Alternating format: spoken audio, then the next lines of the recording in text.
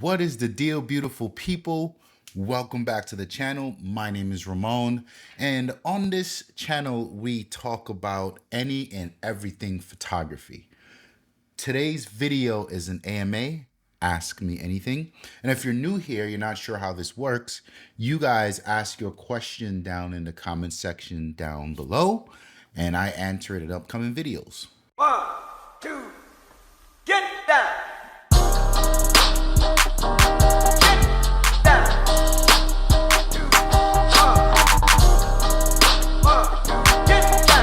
This question was posted on my last video about my new camera, the Sony a7 IV, and the homie had some questions about color science. So I'll go ahead and start reading that off to you now. And it's a loaded question, and quite frankly, thank you for this question because it brings up a point that I had yet to discuss on the channel, and I've always wanted to delve in, but here we go. Hey Ramon, have you seen any major difference in color science with the newer model? So he's asking about between the Sony a7 II, my older camera, and the a7 IV, my new camera. Also, how do the a7 IV colors compare to your Fuji?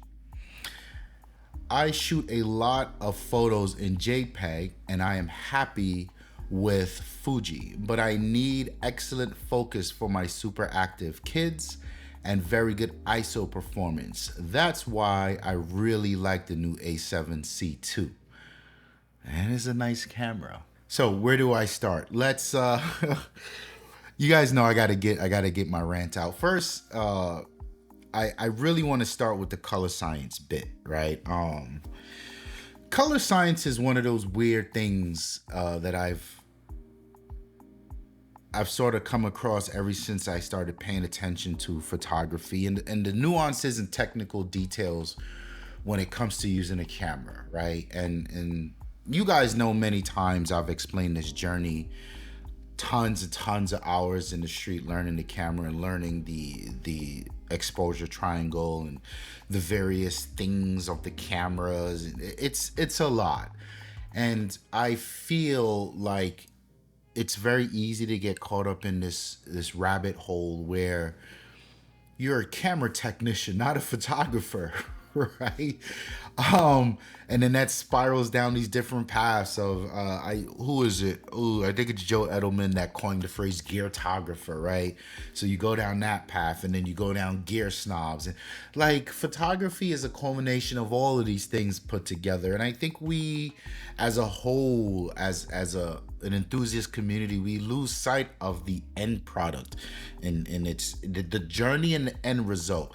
The journey of making the art and the art itself. Like, who gives a fuck about the paintbrush or the hammer or the whatever tools you use? Spoiler alert, we give a fuck, right? But it shouldn't be that way. We shouldn't be fixated on it.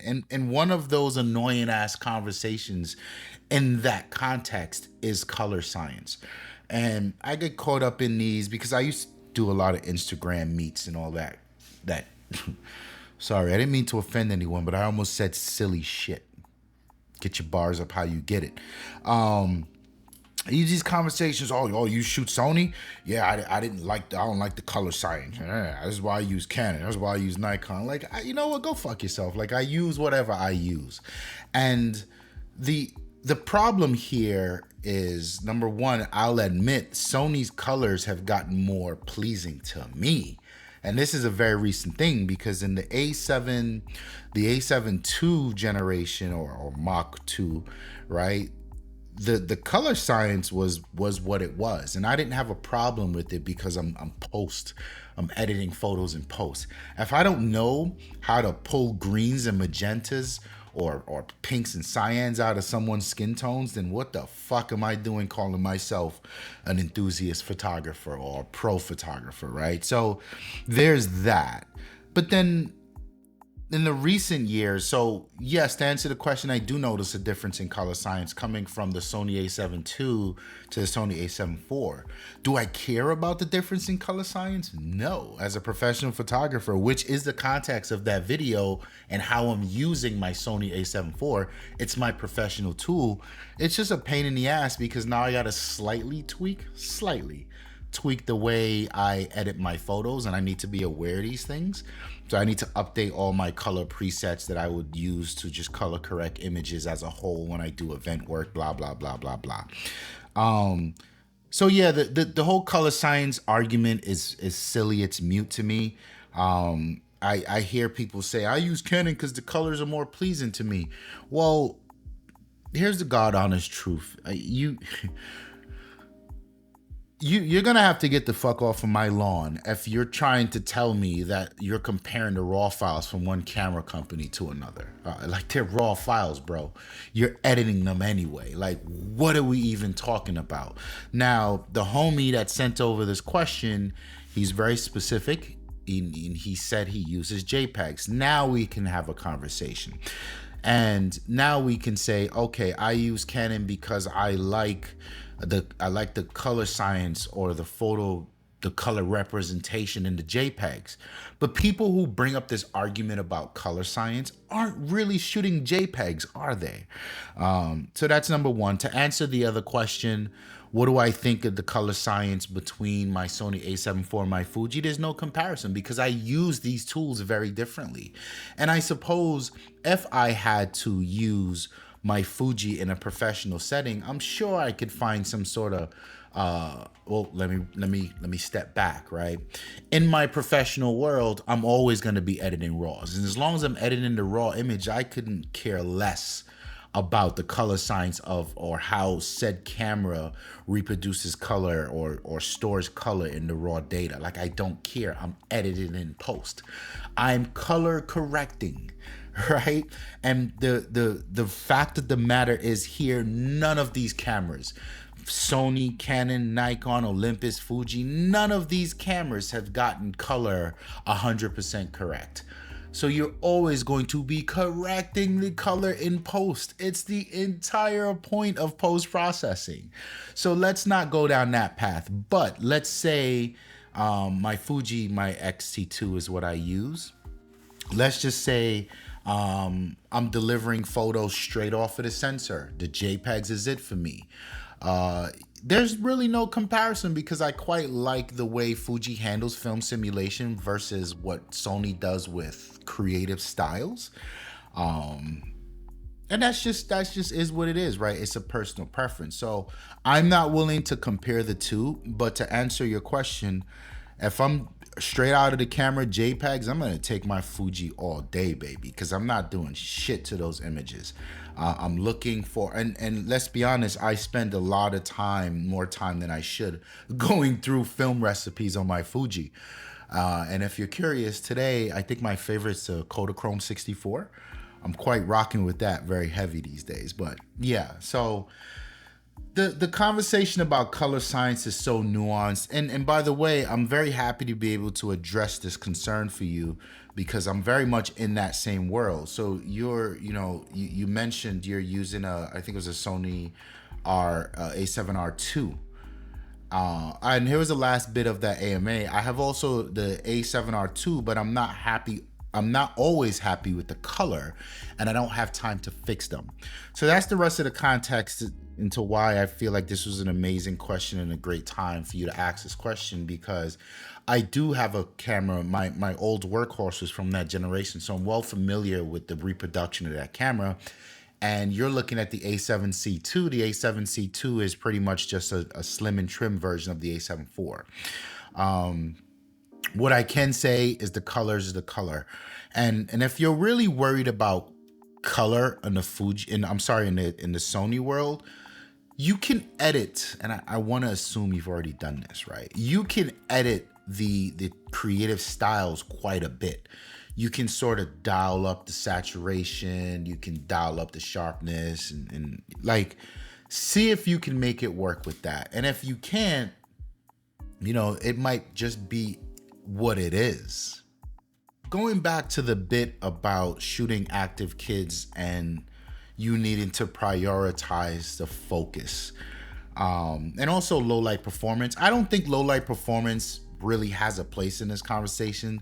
Fuji's fine with low light performance. Sony's fine. Pretty much Hey, crucify me, but Micro Four Thirds is fine with low light performance. If we really want to get into that conversation, now that's a horse I'm happy to beat to death with you anytime. um, yeah, I think you did a great job, and I think you're in a good space in terms of your needs and understanding your needs. You got kids running around, you need good autofocus, and I'm not gonna go down the rabbit hole of Sony versus the new Canon and the new Nikon. I think they all have at this point in the game really good comparable autofocus. The one that's kind of sort of not in the ball game yet is still Fuji. I think Fuji still has a lot to be desired in terms of a lot of that fun continuous autofocus mode where it locks into the eye from miles away, and if it can't get the eye, it'll put the box around the face, and if the person turns to the left or right, it locks onto the body, and then the minute it sees the eyes is back to, like, that shit is super cool. And if that's what you need, I think Sony's where you need to be. And I quite respect where you are as a photographer, because I'm kind of in this same boat recently. Like, I'm not editing shit.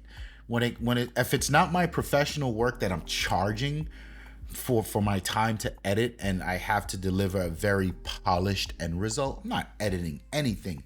I spent my money for these cameras. I spent my time to learn these camera settings.